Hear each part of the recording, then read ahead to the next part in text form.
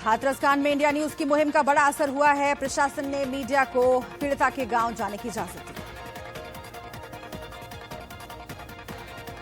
हाथरस कांड में राज्य सरकार ने कड़ी कार्रवाई की। आरोपियों के साथ साथ पीड़ित पक्ष का भी पॉलीग्राफ और नार्को टेस्ट कराया जाएगा। एसआईटी की पहली रिपोर्ट मिलने के बाद सरकार ने नार्को टेस्ट फरमान जारी किया है। सरकार की ओर से प्रेस नोट में इस बात की जानकारी दी गई। ऐसा पहली बार होगा कि किसी मामले की जांच करने वाली पुलिस टीम का भी पॉलीग्राफ और नार्को टेस्ट कराया जाएगा। सीएम योगी पूरे मामले में अधिकारियों की कार्रवाई से खासे नाराज थे। इसी वजह से एसआईटी की पहली रिपोर्ट के बाद सरकार ने बड़ा एक्शन लिया। हाथरस मामले में योगी सरकार ने बड़ी कार्रवाई की है। एसपी, डीएसपी समेत 5 पुलिसकर्मी सस्पेंड हुए। हाथरस मामले में सीएम ने ट्वीट किया, लिखा यूपी में गुनाह करने वालों को कड़ी सजा दी जाएगी। पीड़ित परिवार के नार्को टेस्ट पर प्रियंका ने यूपी सरकार पर निशाना साधा, ट्वीट करके हमला किया।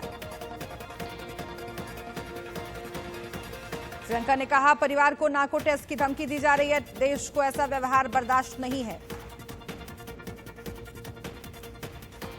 प्रियंका ने कहा, पीड़िता का परिवार कैद में है। सरकार पीड़ित परिवार को धमकाना बंद करे। यूपी सरकार नैतिक रूप से भ्रष्ट है। राहुल गांधी आज हाथरस जा सकते हैं। दोपहर बाद हाथरस के लिए निकलेंगे। राहुल के साथ कांग्रेस के कई सांसदों की भी मौजूदगी रहेगी। गैंगरेप पीड़िता के परिवार वालों से राहुल मुलाकात करेंगे। राहुल गांधी ने कहा, पीड़िता के साथ, उसके परिवार के साथ ऐसा व्यवहार बर्दाश्त नहीं है। सरकार और पुलिस का ऐसा व्यवहार मंजूर नहीं है। हाथरस के लिए निकलने से पहले राहुल गांधी ने एक और ट्वीट किया, कहा, दुनिया की कोई ताकत मुझे परिवार से मिलकर उनका दर्द बांटने से नहीं रोक सकती। हाथरस मामले को लेकर रामदास आठवले आज यूपी के सीएम और राज्यपाल से मुलाकात करेंगे। हाथरस के बाद मध्य प्रदेश के नरसिंहपुर में दिल दहला देने वाली एक घटना सामने आई है। गैंगरेप पीड़िता ने फांसी लगाकर आत्महत्या कर ली। आरोप है कि थाना प्रभारी ने पीड़िता की शिकायत दर्ज करने की वजह उसे घंटों तक बिठाकर रखा। अपशब्द कहा, पीड़िता से पैसे भी मांगे। पीड़िता और उसके पति का आरोप था कि पड़ोस में रहने वाले 3 लोगों ने गैंगरेप किया। मामला सामने आने के बाद सीएम शिवराज सिंह चौहान एक्शन में हैं। थाना प्रभारी पर मुकदमा दर्ज करके गिरफ्तार करने के निर्देश दिए गए। मध्य प्रदेश सरकार ने एडिशनल एसपी, एसडीओपी को भी हटाने के निर्देश दिए। एसपी से पूरी घटना पर स्पष्टीकरण मांगा गया।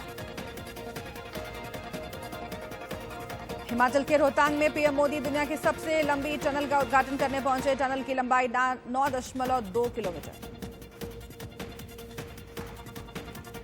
पीएम मोदी के साथ रक्षा मंत्री राजनाथ सिंह और हिमाचल के सीएम जयराम ठाकुर भी मौजूद रहे। पीएम मोदी ने कहा, अटल टनल लेह लद्दाख के लिए लाइफलाइन। प्रधानमंत्री ने कहा, लेह लद्दाख देश के बाकी हिस्सों से जुड़ेगा। 6 सालों में 26 साल का काम पूरा किया। प्रधानमंत्री ने कहा, 2014 के बाद टनल के काम में तेजी आई। धीरे काम के चलते टनल 2040 में पूरा होगी। टनल में हुई देरी पर पीएम ने पिछली सरकार पर निशाना साधा। कहा, देरी की वजह से ही लागत 3 गुना बढ़ा। पीएम मोदी ने कहा, रक्षा क्षेत्र में मेक इन इंडिया पर जोर दिया गया। सालों तक रक्षा क्षेत्र को नजरअंदाज किया जाता रहा। अटल टनल के उद्घाटन से पूरे साल मनाली से लाहौल स्पीति आने जाने में आसानी होगी। बर्फबारी के चलते साल में 6 महीने तक रास्ता बंद रहता था। समुद्र से 10,000 फीट की ऊंचाई पर यह टनल आधुनिक तकनीक के साथ बनाया गया है। टनल शुरू होने से मनाली से लेह की दूरी 46 किलोमीटर कम हो जाएगी। लोक जनशक्ति पार्टी बिहार में विधानसभा चुनाव अकेले लड़ सकती है। एलजेपी रविवार को ऐलान कर सकती है। सूत्रों के मुताबिक एलजेपी 143 सीटों पर उम्मीदवार उतारने की घोषणा भी कर सकती है। पहली सूची में 56 प्रत्याशियों की घोषणा हो सकती है। एलजेपी संसदीय बोर्ड की बैठक शनिवार शाम 6 बजे हुई। चुनाव से पहले ये पार्टी की आखिरी बैठक। एलजेपी सूत्रों की माने तो पार्टी को केवल 15 से 20 सीटों का ऑफर मिला है, लेकिन एलजेपी ने 42 सीटों की मांग रखी है। सूत्रों के मुताबिक अगर एलजेपी एनडीए से अलग होती है तो वो जेडीयू के खिलाफ उम्मीदवार उतारेगी, बीजेपी के खिलाफ नहीं। सूत्रों के मुताबिक एलजेपी नरेंद्र मोदी, रामविलास पासवान और चिराग पासवान के नाम पर लड़ेगी।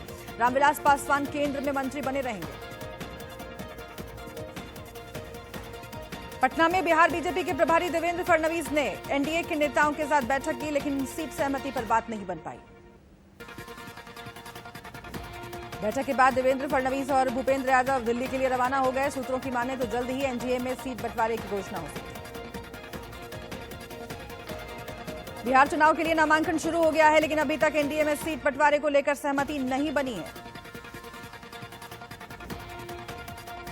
आरजेडी और कांग्रेस की अगुवाई वाली महागठबंधन में भी अभी तक सीटों का ऐलान नहीं हुआ है। हालांकि सूत्रों के मुताबिक कांग्रेस को 68 सीटें मिल सकती हैं।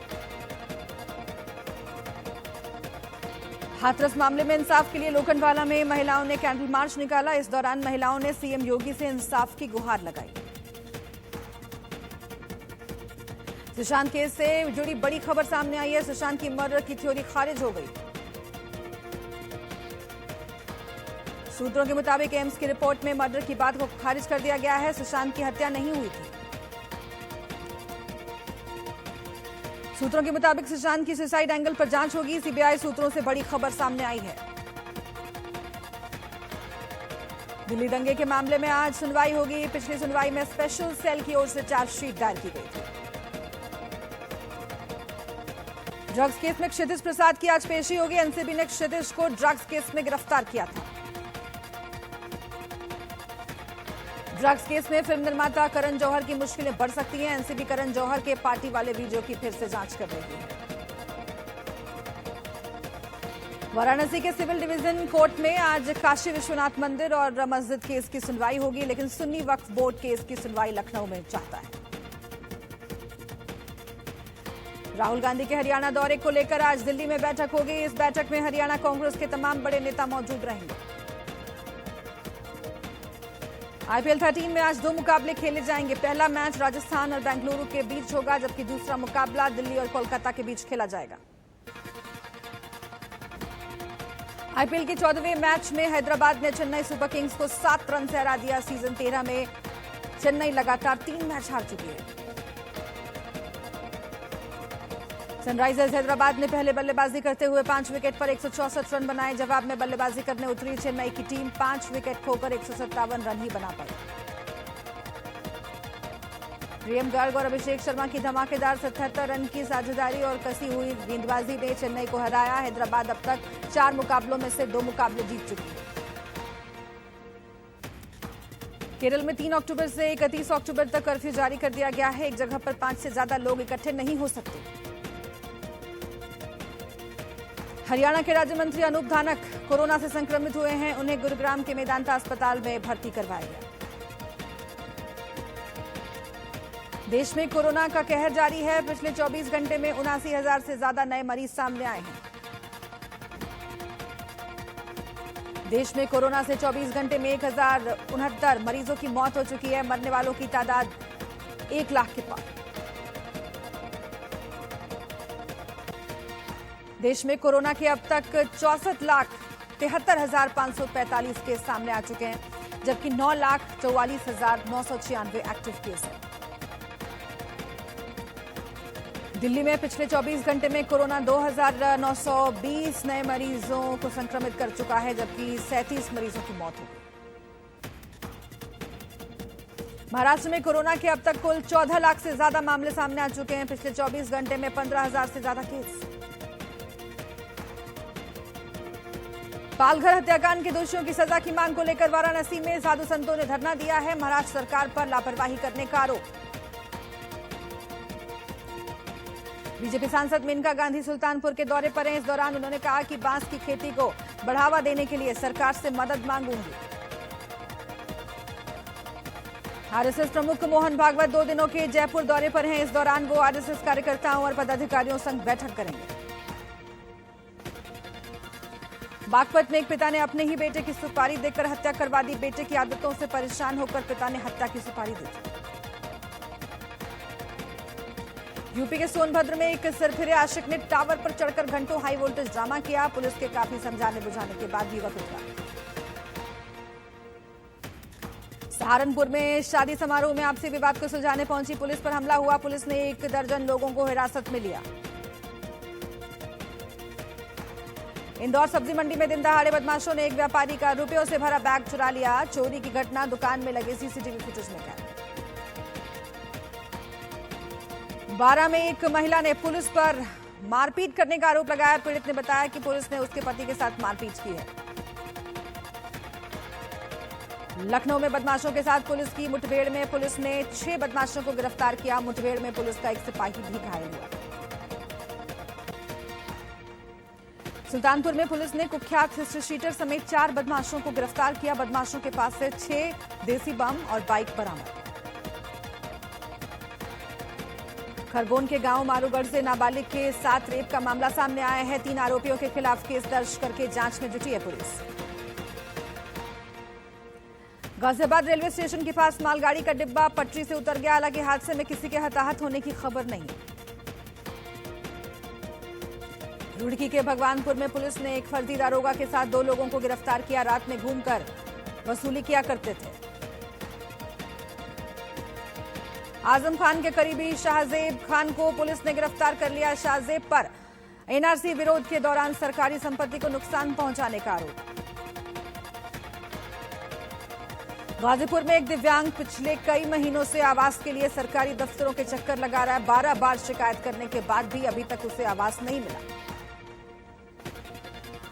आरबीआई ने ओरिएंटल बैंक और इलाहाबाद बैंक समेत 6 सरकारी बैंकों के नाम को अधिनियम अनुसूची से बाहर कर दिया। रिजर्व बैंक ने एक अधिसूचना जारी करके ये जानकारी दी।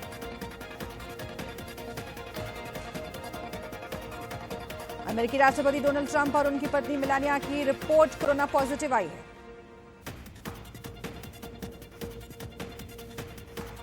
अमेरिका में ई कॉमर्स कंपनी अमेजॉन के करीब 20,000 कर्मचारी कोरोना पॉजिटिव।